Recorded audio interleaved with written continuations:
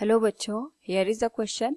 A battery of EMF 2 volt is connected across a block of length 0.1 meter and the area of cross section 10 raised to power minus 4 meter square as shown in figure.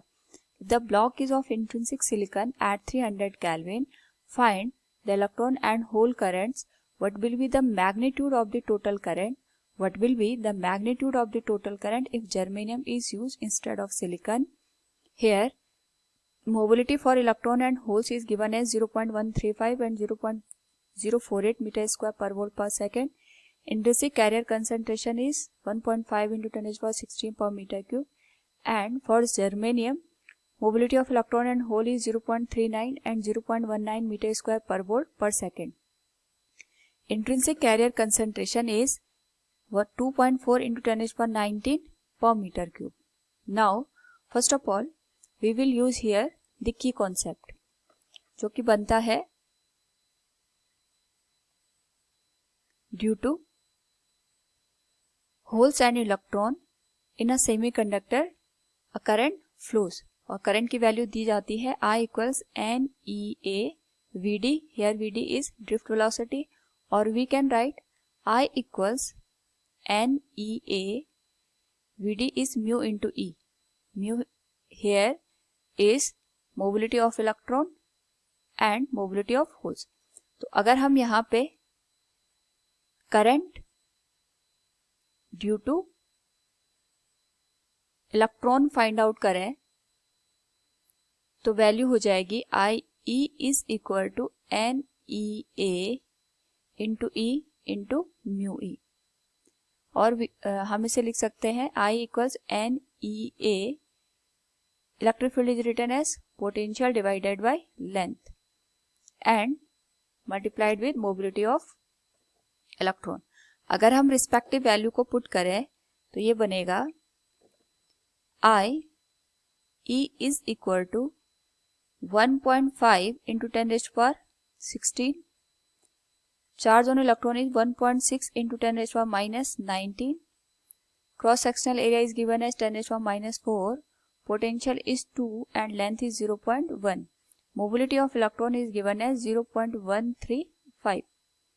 अगर हम इस value को solve करें तो ये बनेगा 1.5 into 1.6 into 10 raised to power minus 7 into 20 into 0.135.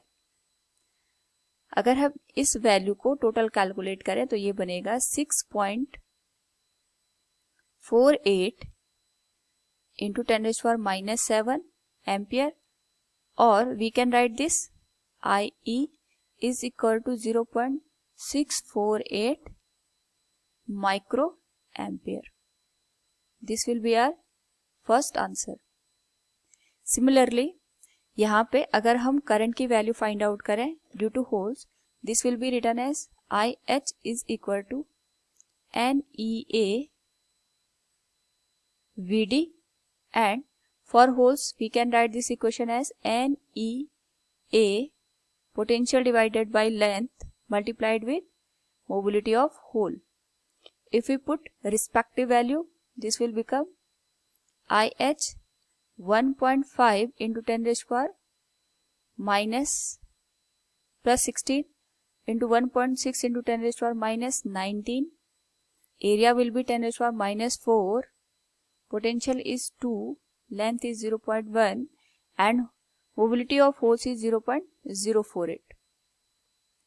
If we solve this whole value, this will become IH is equal to 2.3 into 10 raised to power minus 7 ampere or we can write this 0.23 microampere. अगर हम यहाँ पे total current की value find out करें तो ये बनेगी current due to electron plus current due to hole और हम इसे लिख सकते हैं I total is equal to 0.63 micro ampere plus 0.23 micro ampere. यहाँ से जो टोटल करंट की वैल्यू है that will become 0.86 microampere. This will be our third answer. और अब इसी कॉन्सेप्ट का यूज करके हमें करंट की टोटल वैल्यू फाइंड आउट करनी है फॉर जर्मेनियम।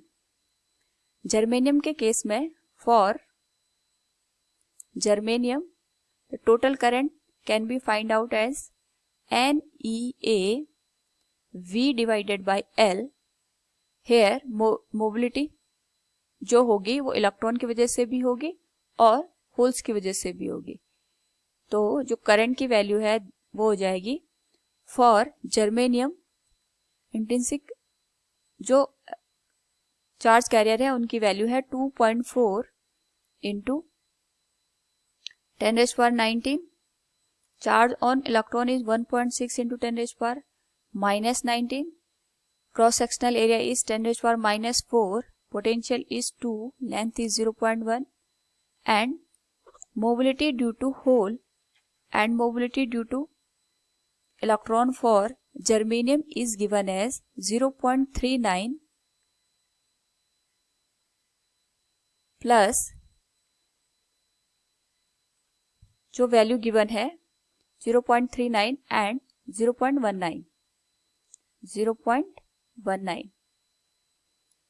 अगर हम इस होल वैल्यू को सॉल्व करें फॉर जर्मेनियम तो ये बनेगा आपके पास 44.54 इंटू 10⁻⁻4 एम्पियर, और we can write this 4.4 milli ampere. तो current due to germanium, this will become 4.4 milliampere. This will be our final answer. I hope all you understood it. Thank you and best of luck.